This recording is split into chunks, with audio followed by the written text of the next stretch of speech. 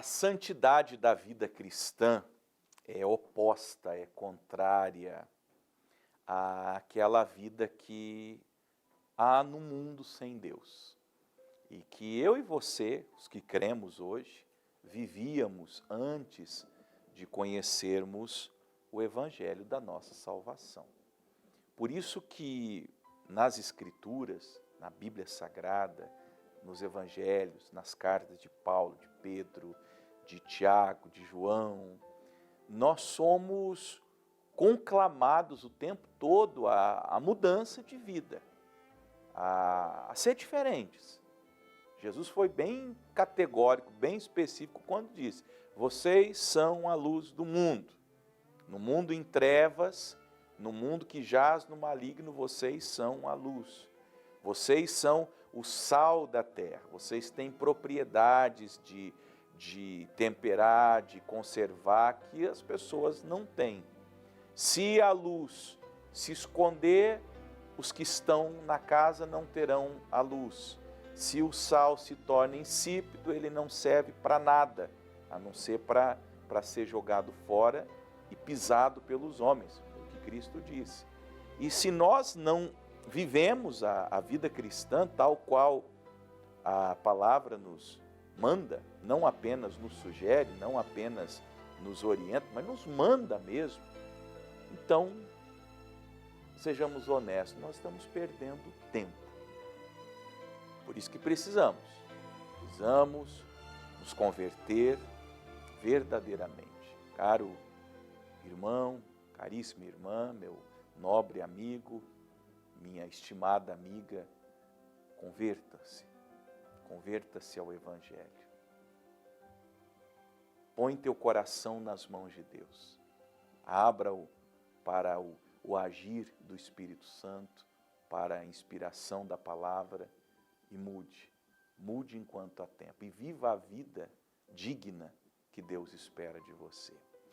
Quero ler para nós a carta de Paulo à igreja de Éfeso, então os Efésios, capítulo 4, e eu vou começar no verso 25, por conta do tempo, não tenho como me estender mais do que isso.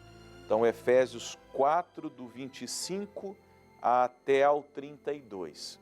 Na verdade, nós temos, no final do capítulo 4, começando no 17, a todo o capítulo 5, uma série de recomendações, de preceitos, que falam justamente da mudança dessa vida nova. Ele que já tinha dito, por exemplo, no verso 22, que quanto ao trato passado, nós devemos nos despojar do velho homem, que se corrompe pelas concupiscências do engano, e que deveríamos nos revestir do novo homem, da nova criatura, do novo coração em Cristo, que segundo Deus é criado em verdadeira justiça e santidade. E aí aqui no 25, de onde nós vamos começar, ele asseverou: pelo que deixai a mentira e falai a verdade cada um com o seu companheiro, porque somos membros uns dos outros. Os mentirosos não herdarão o reino de Deus. Então, sem mentira.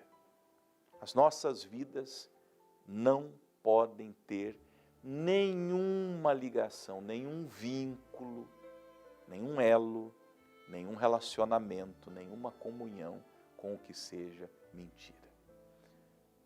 E como que eu me livro da mentira, pastor? Deixando. Não fale mais mentira, não conte mais mentiras, não pratique mais a mentira. Pastor, mas no meu trabalho eu preciso mentir. Então, você vai fazer o seguinte: eu aprendi isso e eu pratico na minha vida.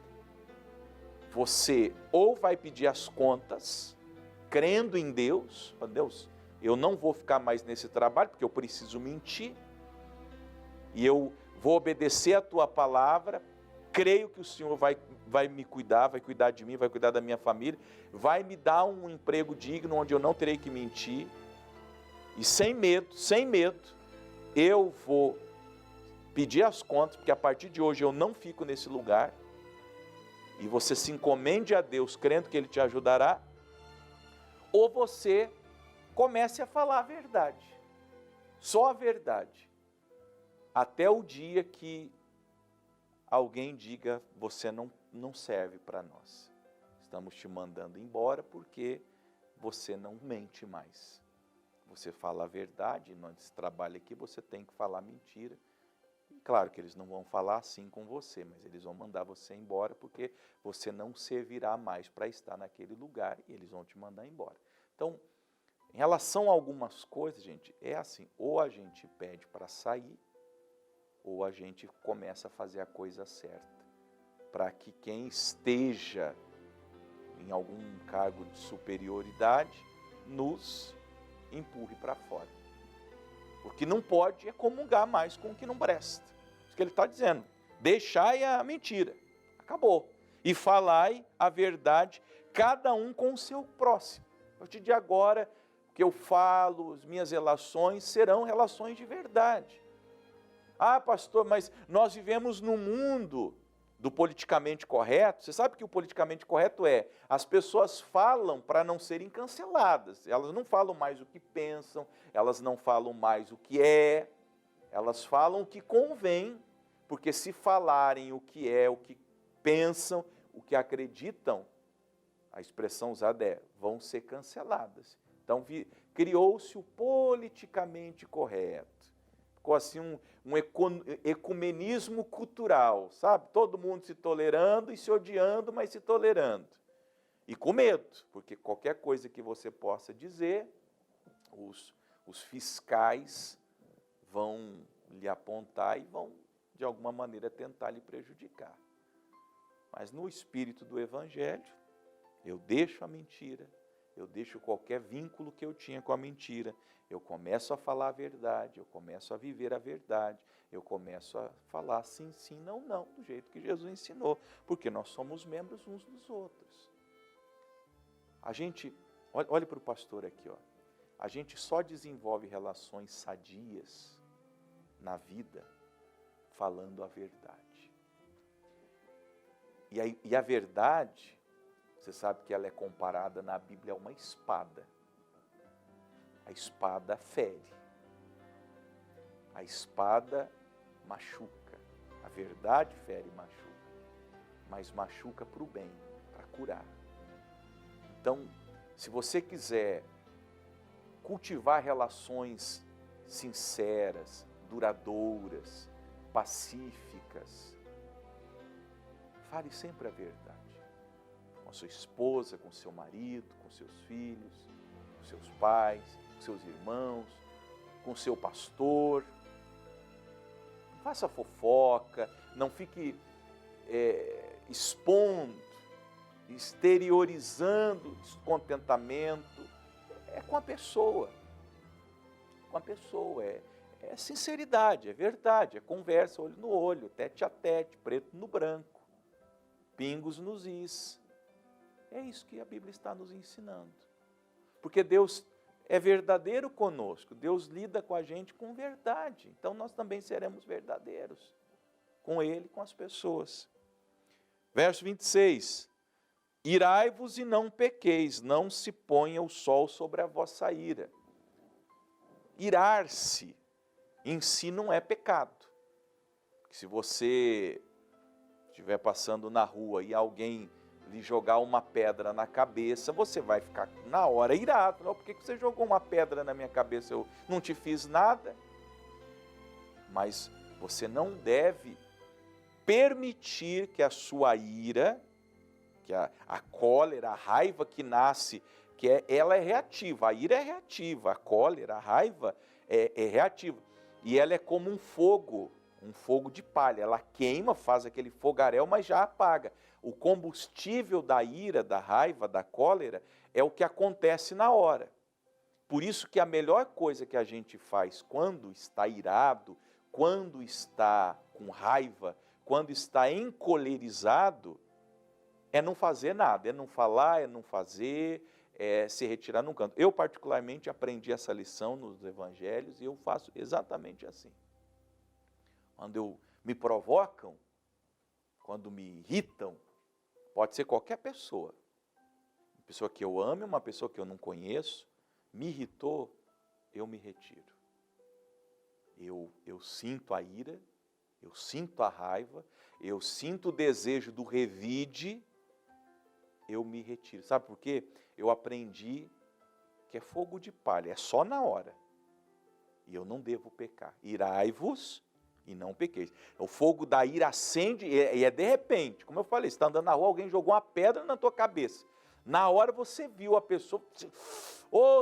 Aí você, se você não se controlar, você vai lá e ataca uma pedra na cabeça dele também. Mas aí você se controla, se afasta, não deixa a ira te dominar. Quando ela abaixar, quando o fogo da ira extinguir, aí você vai tomar providência, porque você não pode deixar impune também. Mas não faça na hora da ira.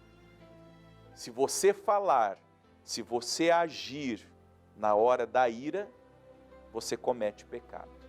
Agora, se você esperar o fogo da ira apagar, e depois, com prudência, com sobriedade, tiver que tomar alguma providência, aí nota 10 para você, porque você vai estar em paz. Aí você vai conseguir pesar bem as coisas e tomar a providência que tem que ser tomadas. Não deis lugar ao diabo, de maneira nenhuma. Você percebeu no coração, na mente, na sua vida, porque o diabo não vem com tridente, com rabo, com a cueca por cima das calças, igual os desenhos que o pastor Marco assistia, com chifre. Aquele diabo estereótipo não existe. O diabo vem, às vezes, numa pessoa que se aproxima de você no seu trabalho, numa pessoa que te odeia de maneira velada e que está se infiltrando sem que você perceba na sua vida, se aproximando às vezes de um filho, de um amigo, para tentar te atacar. Então você tem que sempre estar atento. Em relação ao diabo, a Bíblia me manda vigiar. Vigiai. Vosso adversário anda ao vosso derredor bramando como leão buscando a quem possa tragar. Então eu não vou deixar ele entrar. Sempre estar atento, cuidando de mim, da minha mente, da minha alma, do meu coração, do meu corpo, da minha família, da minha casa, dos meus filhos, dos meus negócios. Você que costuma deixar tudo na mão dos outros, o diabo pode estar usando uma pessoa que você nem desconfia para lesar você. Eu estava assistindo esses dias, eu li, para ser bem correto aqui, falar a verdade. Eu falei assim, porque esse jogador de futebol, ele foi jogador do Corinthians, ele contou num podcast, mas eu li o que ele contou no podcast, no vídeo. Eu não assisti o vídeo, mas eu li numa matéria que ele colocou os cuidados da vida financeira dele na mão de um parente, parece que era um cunhado, irmão da esposa dele. E o cidadão surrupiou dele só 40 milhões. 40 milhões. Ele se dedicou a jogar futebol e tudo mais, deixou uma pessoa, entre aspas, de confiança, e quando ele foi se dar conta, 40 milhões de reais tinham desaparecido da conta dele. Então, assim, às vezes o diabo está mais perto do que a gente imagina. Lembra aquele filme, Joel, no tempo do Joel assistiu, O Inimigo Mora ao Lado? Pois é. Às vezes o diabo é assim que ele age. E nesse caso, foi confiar demais. Fala aqui como um ministro do Evangelho. Será que você não confia demais nas pessoas? Pastor, mas a gente não pode desconfiar. A Bíblia manda desconfiar. Não é que não pode, é um dever. A gente precisa...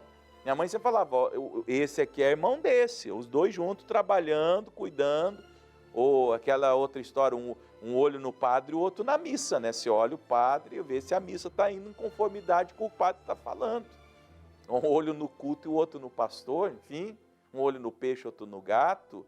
Você sempre tem que estar antenado, por quê? Porque o diabo pode estar já jantando você, perdoe a expressão aqui, mas o diabo está jantando, você não está nem se dando conta. Você já está na panela do caldeirão do Satanás, ele já está assim, ó, mexendo, cozinhando você, e você bobinho, ai que legal, olha só. Não deis lugar ao diabo. Se der, imagina, você construir um patrimônio, trabalhou, no caso dele, jogou futebol, aí vem uma pessoa e te leva tudo. Meu Deus do céu. Aquele que furtava, não furte mais. Antes trabalhe fazendo com as mãos o que é bom, para que tenha o que repartir com o que tiver necessidade. Eu amo essa palavra. Você fazia coisa errada nessa parte financeira, ó, surrupiava. Não faça mais isso, nunca mais. Nós não precisamos do dinheiro que não é nosso, que não foi conquistado pelo nosso trabalho, pelo nosso esforço, pelo nosso suor. Então agora, decididos que não vamos ter mais, não colocaremos mais a mão no que não nos pertence, vamos trabalhar com mãos honestas, vamos trabalhar no que é bom, vamos descobrir algo bom para fazer. Gente, o que mais tem nesse mundo, e vou falar aqui do Brasil, você nem precisa ir para fora do Brasil, quem vá por uma oportunidade, por exemplo, eu tenho um irmão, e meu irmão mais novo foi embora para a Europa, está trabalhando, bem empregado, a esposa dele está trabalhando, está todo mundo bem. Mas aqui no Brasil tem muitas oportunidades, tem muita coisa para fazer e ganhar dinheiro. Ter uma vida digna e sustentar sua esposa, seus filhos, ter uma boa casa, ter um bom carro. Sonhem com isso, não é pecado não. Sonhe mesmo. Você vai construir tua casinha, ou vai comprar uma casinha, vai reformar para ela ficar do jeito que você quer, vai comprar o seu carrinho. Pastor, minha esposa também quer ter um carrinho, então trabalhe para tua esposa também ter um carro. De vez em quando tem compromisso em lugares diferentes, você vai para um lado, ela vai para o outro. E ela tem o carro dela, você tem o seu. Pastor, eu quero pôr o meu filho num colégio particular, quero pagar uma faculdade. Glória a Deus. Trabalhe fazendo com as mãos o que é bom, para que tenha o que repartir com o que tiver necessidade.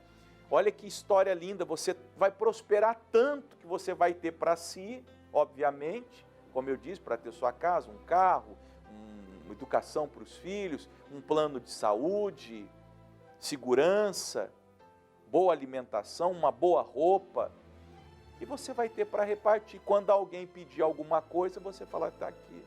Você for num culto, o pastor pediu uma contribuição, e você vê que aquilo é digno, que é santo, que é honesto, que aquele dinheiro é para a obra de Deus, aqui é assim. Então, faça o certo que Deus abençoa.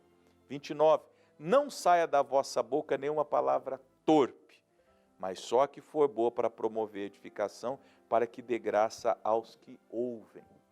Cuidado com a língua, cuidado com os lábios, cuidado com o que você fala. Você pode machucar uma pessoa para sempre. Aquilo que eu vou falar vai promover graça a quem está ouvindo? O que eu falo é promoção de graça? Não, então eu não falo. Eu não tenho nada para falar, eu fico calado. Melhor ficar quieto no meu canto, melhor eu não me meter, o problema, afinal de contas, não é meu, não estou aqui para dar pitaco na vida de ninguém. Se eu puder dar um bom conselho, eu dou, e se eu não puder ajudar, eu fico quieto, e a não ser que alguém venha e me peça para dar opinião, caso contrário, eu vou cuidar da minha vida. Como diz aquele hino, cuida da sua casa, cuida da sua vida. Já dá um trabalho, não é? Cuidar da nossa própria vida dá um trabalho inimaginável. Vamos ser tontos de ficar querendo cuidar da vida dos outros? Isso não.